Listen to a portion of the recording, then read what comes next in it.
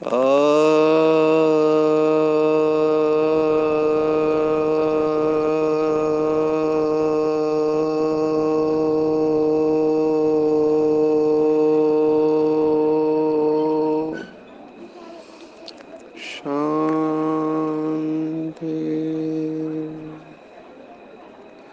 आज 11 मार्च 2022 भारत में शुक्रवार है। इट्स फ्राइडे इन भारत। आज की मुरली का जादुई रहस्य स्वयं को प्रेरणा देने के लिए, magical secrets of today's Murli for motivating the self. बहुत ही सुंदर इस समय मधुबन शांतिवन में वायुमंडल है। 13 तारीख को बाबा का अवतरण दिन है और आज 11 तारीख को अव्यक्त लोक का उद्घाटन है। दादी जी का पुण्य स्मृति दिवस, आदरणीय गुलजार दादी का। तो हम सब लाइव ये प्रोग्राम देखने वाले हैं। तो बहुत ही चार्ज एटमॉस्फेयर है और सभी भाई बहनें बहुत उमंग उत्साह से कंटिन्यूसली योग में बैठे हुए हैं। तो ये अनुभव आप वहाँ से भी, जहाँ पर भी आप हैं, इसे सुन रहे हैं, कर सकते हैं और लाइव देखने वाले हैं। बाबा कंसिस्टेंटली लगातार पिछले 3 दिनों से ममत्व के ऊपर बात कर रहे हैं, वैराग्य के ऊपर बात कर रहे हैं, डिटैचमेंट के ऊपर बात कर रहे हैं।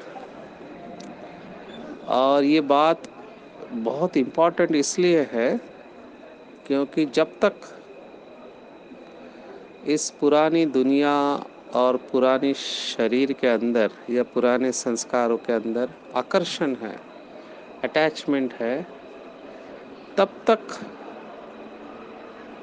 राजयोगी जीवन का सर्वश्रेष्ठ अनुभव नहीं कर पाएंगे। और पूरा खेल जो है वो अटैचमेंट और डिटैचमेंट का ही है। अगर आप गहराई से देखो तो भगवत गीता का भी सार, संपूर्ण अवस्था जो 18वें अध्याय में आती है, 18वें अध्याय का 73वां श्लोक है, मोक्ष संन्यास योग।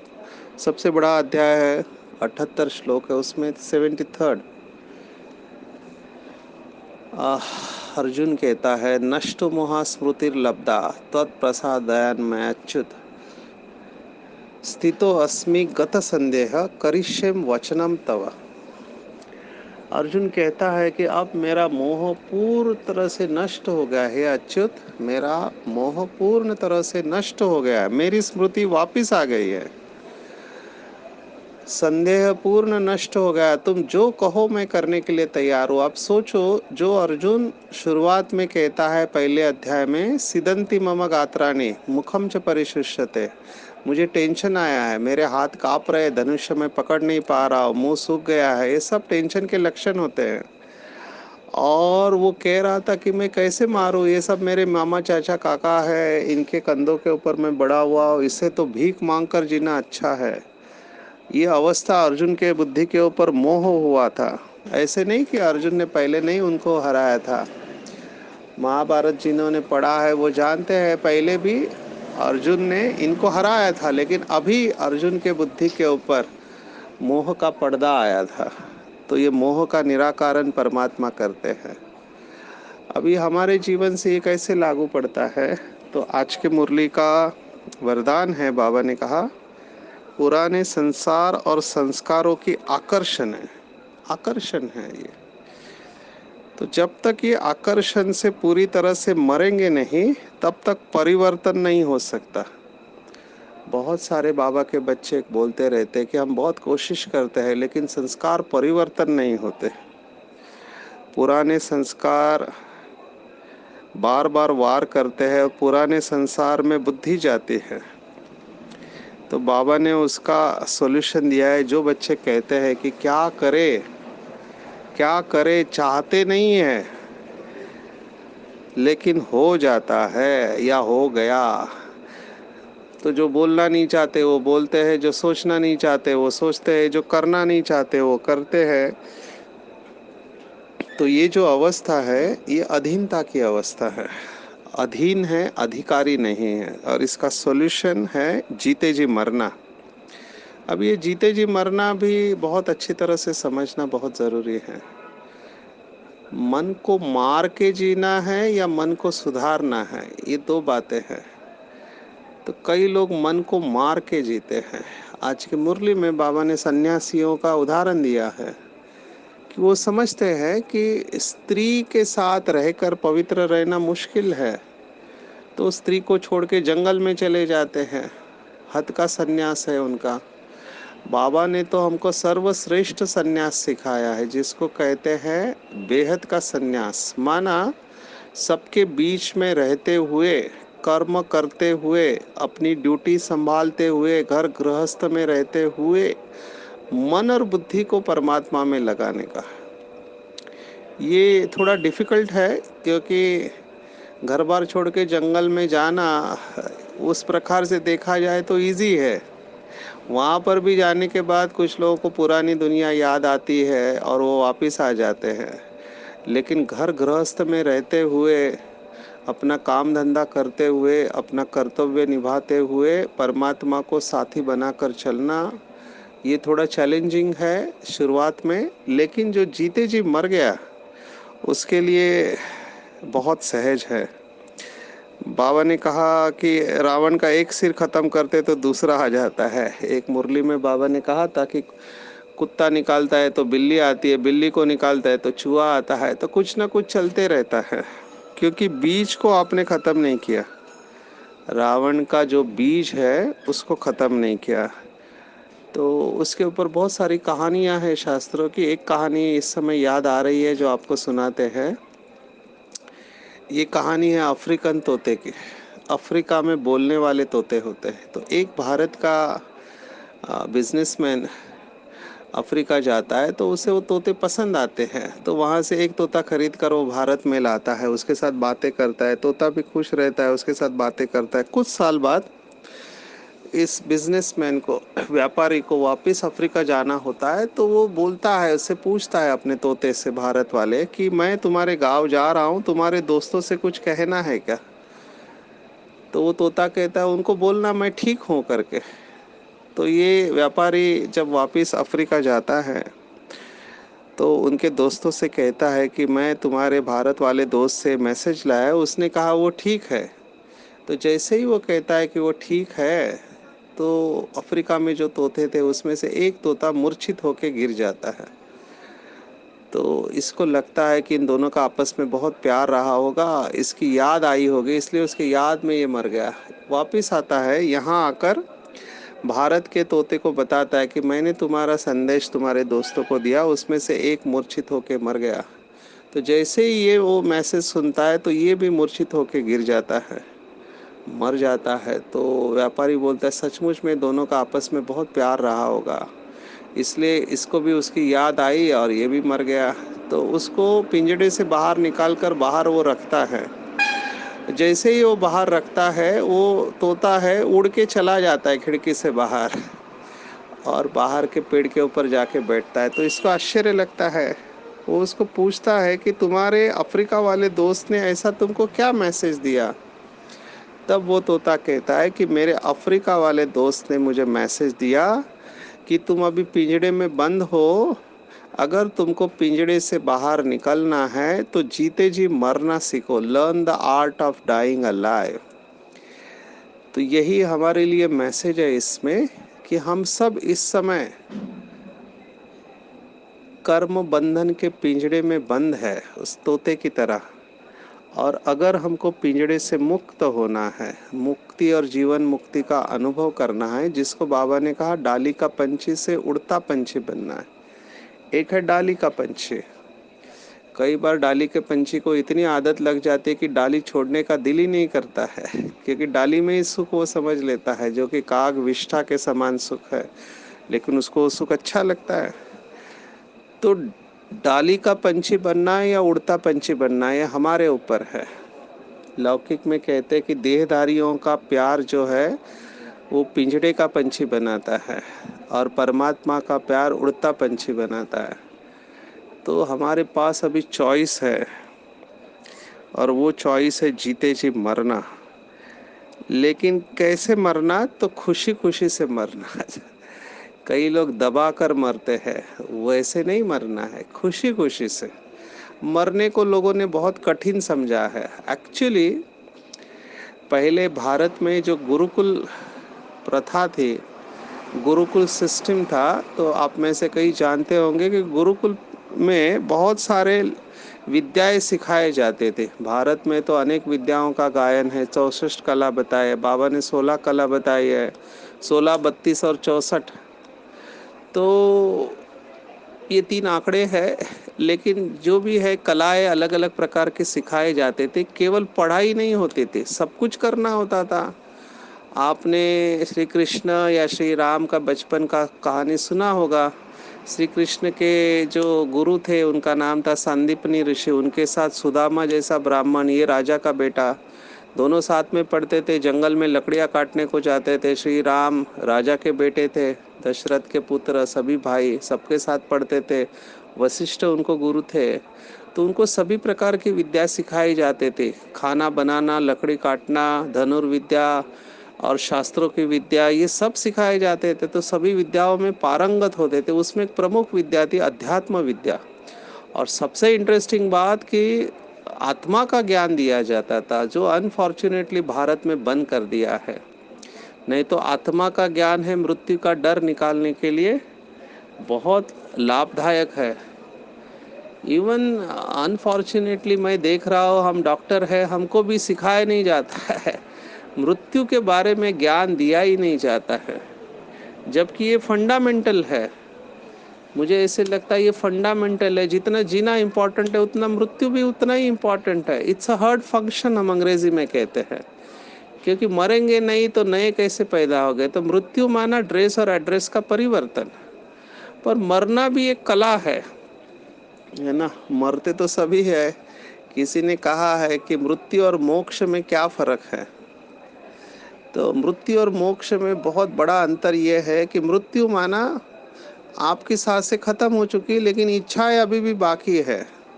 किसी बहन ने मैसेज भेजा था, भज भज गोविंदम में आदि शंकराचार्य ने लिखा हुआ है, पुनरपि जननम पुनरपि मरणम पुनरे जठरे जननी शयनम। माना बार बार जन्म लेके पैदा हो, फिर मर जाओ, फिर जन्म लो, फिर पैदा हो, फिर जन्म लो। तो इसी आवागमन के चक्कर में जाते हैं। तो मृत्यु है माना आप मरना नहीं चाहते, लेकिन सांसें आपकी ख़त्म हो चुकी है और बहुत सारी इच्छाएं बाकी है जो पूर्ण करने के लिए आप फिर से माता के गर्भ में जाना पड़ेगा आपको। ये मृत्यु हो गया, आम आदमी की मौत। योगी लोग हैं, वो कैसे शरीर छोड़ते हैं? जैसे अभी हमने कुछ दिन पहले वीडियो देखा था, अपनी इच्छा से शरीर छोड़ते। आज भी कलयुग के अंतिम समय में ऐसे योगी है। तो मोक्ष क्या है कि आपकी इच्छाएं समाप्त हो चुकी, कोई इच्छा नहीं है और सांसें अभी भी बाकी है। माना शरीर में रहते हुए आप मुक्त अवस्था में हैं, क्योंकि आपको कुछ भी खींच नहीं रहा है, इंक्लूडिंग योर बॉडी। क्या ये संभव है? यस, ये संभव है। ऐसे बाबा मुरली में कहता है कि अपनी सभी इच्छाएं तभी पूर्ण होंगी जब सर्व प्राप्तियां एक बाप से होंगी। अंदर से आत्मा तृप्त, संतुष्ट और भरपूर हो जाएगी, तब डिपेंडेंसी ख़त्म हो जाती है। कुछ भी चीज़ पुरानी दुनिया की हमको खींचती नहीं है। तो ये है मुक्ति। और बाबा ने कहा कि मुक्ति और जीवन मुक्ति के संस्कार आप यहाँ से लेके जाओगे।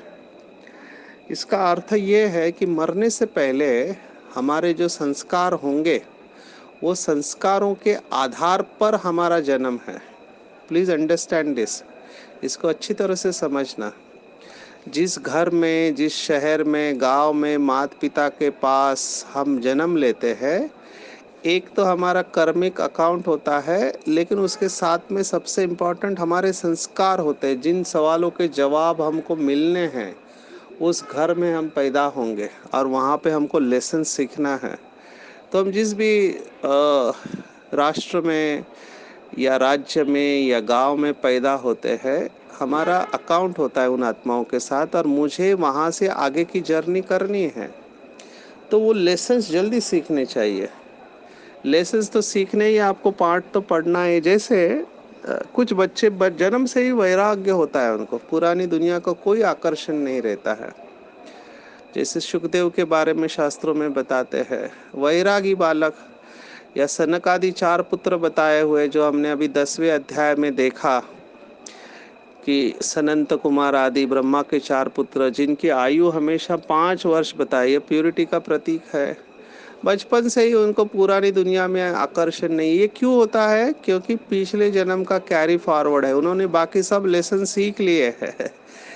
अभी जिनको अभी भी आकर्षण है वो पूरी तरह से जाएंगे विकार में, क्योंकि उनका अभी तक वो इच्छा पूर्ण नहीं हुई, असंतुष्ट है। तो बाबा ने आज मुरली में कहा है कि काम विकार नंबर 1 दुश्मन है। काम और क्रोध साथ में जाते हैं। हमने देखा है भगवत गीता में, आगे भी देखने वाले, क्यों काम क्रोध और लोभ को नरक का द्वार कहा हुआ है। ये कभी भी संतुष्ट नहीं होने वाला है। 3रे अध्याय में हमने देखा, महाशनो महापापमा विद्ये नहीं हो वैरिना, मना ये महाभक्षी है। ये इसकी भूख कभी मिटती नहीं है।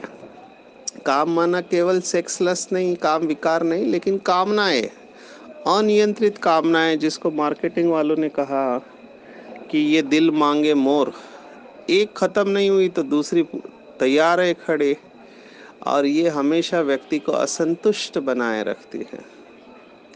जो भी भाई बहनें असंतुष्ट रहते, वो जड़ में देखे उनके अंदर बहुत सारी कामनाएं हैं, खुद से, औरों से, दुनिया से।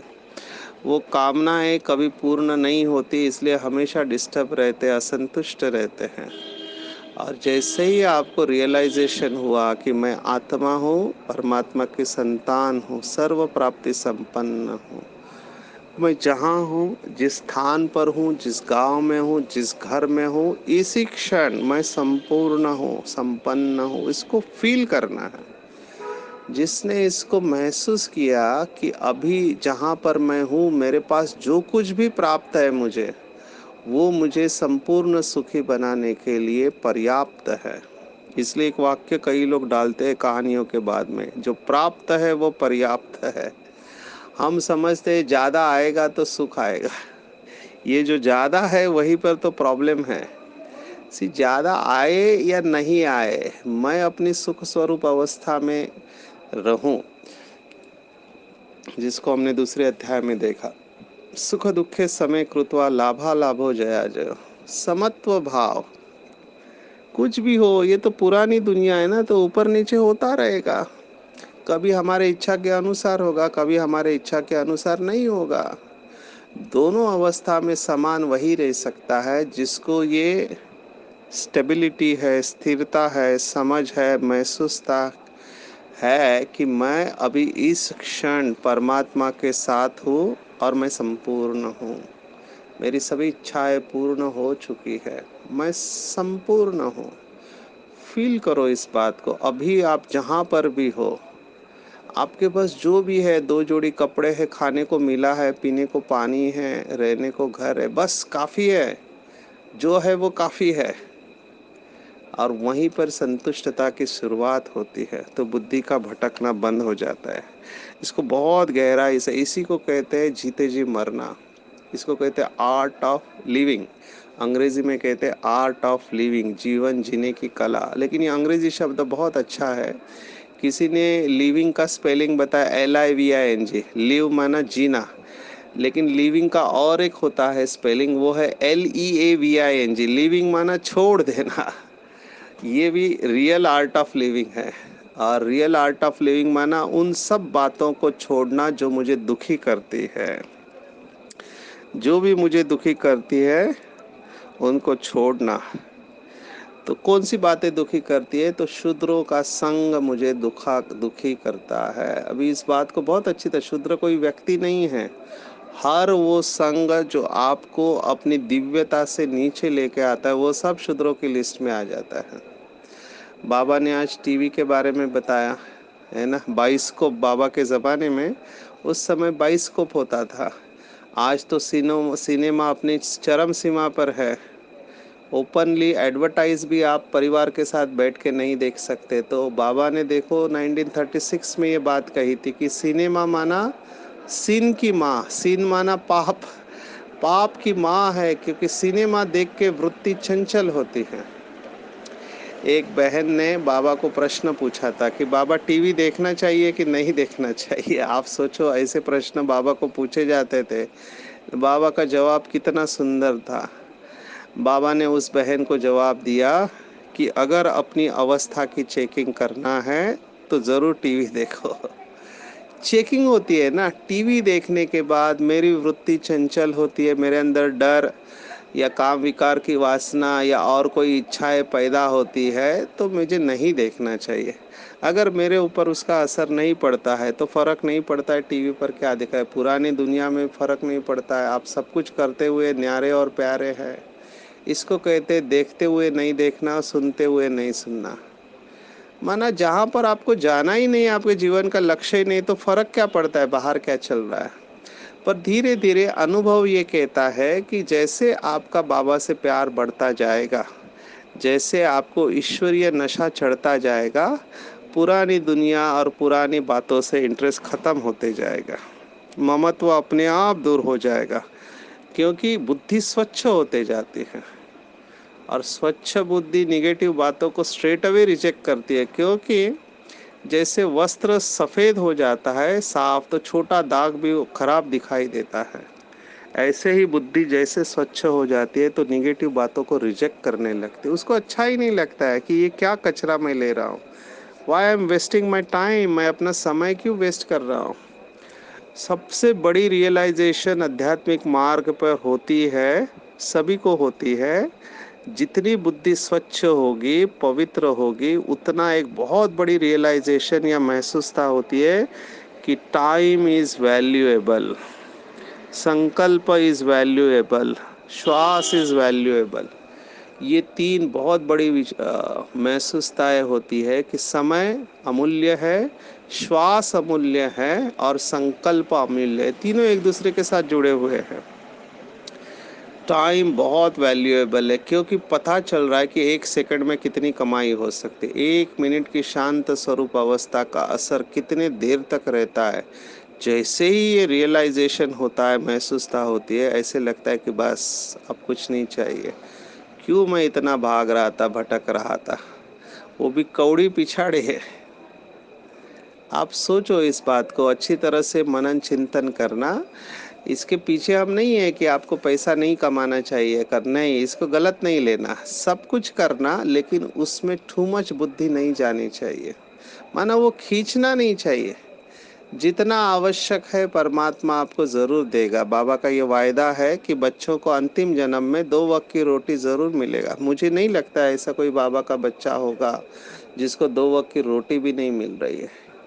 सचिन भाई का ये पिछले 2 साल का अनुभव है कि 2 वक्त की रोटी, पीने को पानी और रात को नींद, इसके अलावा हमको कुछ नहीं चाहिए। बाकी सब इतना ज़रूरी नहीं है जितना कि ये 3 चीज़ें हैं। इससे बहुत सुख में आप रह सकते हैं। एक बात टाइम के बारे में बताते हैं। देखो, भक्ति मार्ग की कई सारी बातें अच्छी होती है, तो हमको अच्छाई भी उठा लेनी चाहिए। तो भक्ति मार्ग में ऐसे कहते हैं कि at any given point of time, किसी भी क्षण आपको ये पता होता है कि आपके बैंक में कितने पैसे हैं। जैसे कई लोग रिटायर होने के बाद बैंक में रखते हैं, है ना। हर एक को पता है कि आपके बैंक में कितना पैसा है, पर आपको at any given point of time ये नहीं पता है कि आपके जीवन के कितने मिनट बचे हुए हैं। सो थिंक ऑल दिस, इसके ऊपर चिंतन करें, अच्छी तरह से गहराई से चिंतन करें। मनुष्य नीचे बैठकर गिनता रहता है कि मेरे पास इतना इतना है, इतने पैसे हैं, वो पैसे ही गिनता रहता है। और भगवान ऊपर बैठ के गिनता रहता है इसकी सांसें कितनी बाकी है और ये क्या करने वाला है। तो चेक करो व्हाट इज़ मोर वैल्यूएबल, समय, श्वास, जितने भी श्वास बाकी है, क्या हमारा हर श्वास सुखेला है? हर श्वास के साथ हम सुख का अनुभव करते हैं या दुख उठा लेते हैं? क्या हमारा हर संकल्प हमको और औरों को सुख देता है? चेक करो। ये है जीते जी मरना, और जो ऐसे मरते हैं उनके लिए क्या कहना। बाबा ने कहा कि अमृत वेले उठ याद में बैठना है, शरीर से डिटैच होने का अभ्यास करना है।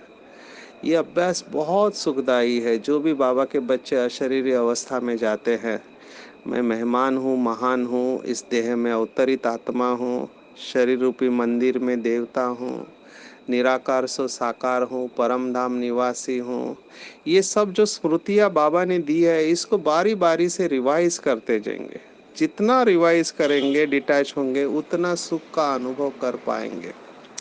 तो ये अनुभव से कह रहे, आप इसका जितना अभ्यास बढ़ाओगे, उतना आपको ऐसे लगेगा कि बस कुछ नहीं चाहिए, और भगवान इससे सचमुच में राज़ी हो जाता है। बाबा ने आज बहुत बड़ी बात कही, जो कहावत है कि मियाँ बीवी राजी तो क्या करेगा काजी। तो बाबा ने कहा आज की मुरली में कि सबसे महामूर्ख देखना है तो भी इधर देखो, और सबसे बुद्धिमान देखना है तो भी इधर देखो। ये जितने भी कहावतें आई है, ये संगम युग की है। जो बात भक्ति मार्ग में कहते हैं कुछ लोगों को देख के कि जब भगवान भाग्य बांट रहा था तुम सोए हुए थे क्या? तुम इतने कम वक्त, वक्त माना भाग्य, उर्दू शब्द है फारसी। कम वक्त माना जिसका कम भाग्य। कम भाग्य क्यों है? क्योंकि जब भगवान भाग्य बांट रहा था तो ये सोए हुए थे या बुरा काम कर रहे थे। तो कहीं हम तो उस लिस्ट में नहीं आते हैं, जबकि भगवान खुला ऑफर कर रहा है कि बच्चे उठो और मेरे द्वारा वर्षा प्राप्त करो, मैं तुम्हें देने के लिए आया हूँ। और अगर हम सोए हुए हैं, सोना मैंने केवल फिजिकल सोना नहीं है। आप शरीर भले जगा है, लेकिन आप अगर अटेंशन में नहीं है, परमात्मा के याद में नहीं है, अपनी चेतना को उच्च अवस्था में नहीं लेकर जाते, तो वो भी एक प्रकार से सोना ही है। जिन सोया तिन खोया, ऐसे कहते। सोना माना खोना। तो दिन भर में भले आप फिजिकल माना शारीरिक रूप से नींद नहीं करते हैं, लेकिन आप परमात्मा की याद में नहीं है, तो भी आप सोए हुए ही समझो। भक्ति मार्ग में महाराष्ट्र में संत ने कहा है कि जी घड़ी राघवे भी न गेली, जीवा तेतुआ आपुले हानि केली। माना जो घड़ी आपने परमात्मा के याद के बगैर बिताई, वो आपने अपना हानि कर दिया, नुकसान कर दिया। सोचो, इतना अटेंशन भक्ति मार्ग में भी रखते थे। हमने पहले भी देखा है कि जो माला जपते हैं, कई कट्टर होते हैं माला जपने वाले, हाथ में वो थैली लेकर उसमें माला और राम राम राम राम या हरे कृष्णा जो भी मंत्र वो लोग जपते रहते, एक सेकंड भी वो टूटना नहीं चाहते, वो कंटिन्यूस उनका चलता रहता है, अखंड जैसे, जिसको बाबा ने कहा आगे चलकर अजपा जाप चलता है। तो भक्त जिन देवताओं की स्मृति में इतना स्मृति स्वरूप है, तो वो देवताएं कितना स्मृति स्वरूप रहे होंगे, आप सोचो, कल्पना करो। और अगर आपने भगवान को इस तरह से राजी कर लिया, तो क्या कहने। जिसके ऊपर भगवान फिदा है, भगवान राजी है। देखो, दुनिया में कहते हैं कि भगवान का नाम लो तुम्हारा काम हो जाएगा। केवल भगवान का नाम लेने से काम हो जाता है, तो जिनके साथ स्वयं भगवान है, केवल साथ ही नहीं लेकिन उनके ऊपर राजी है, फिदा है, उनका काम कैसे रुक सकता है? असंभव भी संभव हो जाएगा। तो ये अनुभव से आपको कह रहे हैं कि बाप का डायरेक्शन है, याद में रह, पवित्र बन के सर्विस करो, रास्ता बताओ, और शूद्रों से अपनी संभाल करो। कर्मेंद्रियों से कोई भी बुरा काम नहीं करना है। कर्मेंद्रिया माना केवल स्थूल नहीं, आँख बुरा देखे या कान बुरा सुने या मुंह बुरा बोले, नहीं। कर्मेंद्रिया सूक्ष्म भी होती है, मन से भी कोई बुरा काम नहीं करना चाहिए, है ना। बाबा ने हमको इतना अटेंशन दिलाया कि आपने किसी के प्रति व्यर्थ संकल्प किया, वो भी पहुंचता है, उसका भी अकाउंट पहुंचता है, उसका भी अकाउंट बनता है। आप सोचो कितनी गुह्य बात है। भले हमको ये रियलाइज नहीं होता है मोटी बुद्धि होने के कारण, लेकिन भगवान वाच है ये। अगर किसी को हम नकारात्मक घृणा के, तिरस्कार के या विकार के वाइब्रेशन भेजते हैं, उसका भी अकाउंट बनता है। तो कर्मों की गुह्य गति को जानो। तो कर्मेंद्रियों से, भले स्थूल कर्मेंद्रिया है या मन बुद्धि संस्कार है, इनसे कोई भी बुरा काम नहीं करना है। और जो इन सब बातों की धारणा करते हैं, भगवान उनके ऊपर राजी रहता है। जिनके ऊपर स्वयं भगवान राजी है, उनका अकल्याण हो नहीं सकता। तो इस अंतिम जन्म में रावण की जंजीरों को तोड़ना है और सर्वोच्च पद का अनुभव करना है। कल भी बाबा ने कहा, याद और सेवा का डबल लॉक। आज बाबा ने कहा लकी है वो बाबा के बच्चे जो याद और सेवा में निरंतर बिजी रहते हैं और यही आकर्षणों से मुक्त रहते हैं। अपने आप को बिल्कुल हल्का छोड़ देंगे, सिर से लेके पाँव के अंगूठे तक संपूर्ण शरीर बिल्कुल रिलैक्स रिलैक्स, लेट गो। मेरा संपूर्ण शरीर बिल्कुल हल्का होते गया, शांत एंड रिलैक्स। ध्यान अपने आप बहुत काल का अभ्यास है, तो आत्मा अपने अकाल तख्त पर स्थित हो गई है। बार बार लगातार अभ्यास करने से आदत हो गई कि मैं इस शरीर से अशरीरी हूँ, मुझे डिटैच होना नहीं है, मैं हूँ ही अशरीरी। इस शरीर के पहले भी मैं थी, शरीर के बाद में भी मैं रहने वाले हूँ। इस शरीर रूपी मंदिर में मैं एक दिव्य प्रकाश हूँ और पवित्रता के सागर शिव बाबा की संतान हूँ, परम पवित्र हूँ, ऊंचे ते ऊंचे बाप की संतान हूँ, आदि अनादि संपूर्ण पवित्र हूँ। शिव बाबा सर्वशक्तिवान, मेरे अंदर सभी शक्तियां भर रहा है। शिव बाबा से संपूर्ण शक्तियां मेरे अंदर प्रवेश कर रही है। शांत एंड रिलैक्स, शांत रिलैक्स। मुझे बहुत अच्छा लग रहा है, बहुत अच्छा लग रहा है। मैं बिल्कुल संतुष्ट हो रहा हूँ। बाबा मुझे अंदर से भरपूर कर रहा है। मेरे सभी बंधन समाप्त हो रहे हैं, क्योंकि मैंने रियलाइज किया कि बाबा के साथ में संपूर्ण सुख है। जहाँ बाबा है वहाँ मैं हूँ, जहाँ मैं हूँ वहाँ बाबा है, हम दोनों कंबाइंड है। सर्वशक्तिवान हमेशा मेरे साथ है। मेरे जन्म जन्मांतर के पाप कर्म भस्म हो रहे हैं। मैं बिल्कुल शांत पवित्र बनते जा रहा हूँ। बाबा का सहारा हमेशा मेरे साथ है। पुरानी दुनिया और पुराने शरीर में मैं मेहमान हूँ, संपूर्ण मरजीवा हूँ। बहुत लकी हूँ मैं, क्योंकि दिन भर याद और सेवा में बिजी रहता हूँ। मुझे बहुत खुशी हो रही है, बहुत हल्का लग रहा है। मैं संतुष्ट मन हूँ। ओम शांति शांति शांति। सर्वशक्तिवान बाप हमेशा मेरे साथ है। उसका वरदानी हाथ मेरे सिर के ऊपर है। बाबा मुझे दृष्टि दे रहा है। बाबा ने मुझे अपनी बाहों में समा लिया है। बाबा मुझे कह रहा है, बच्चे तुमसे इनमें नूर है, तुम मेरे हो, तुम कल्प कल्प के विजयी रतन हो।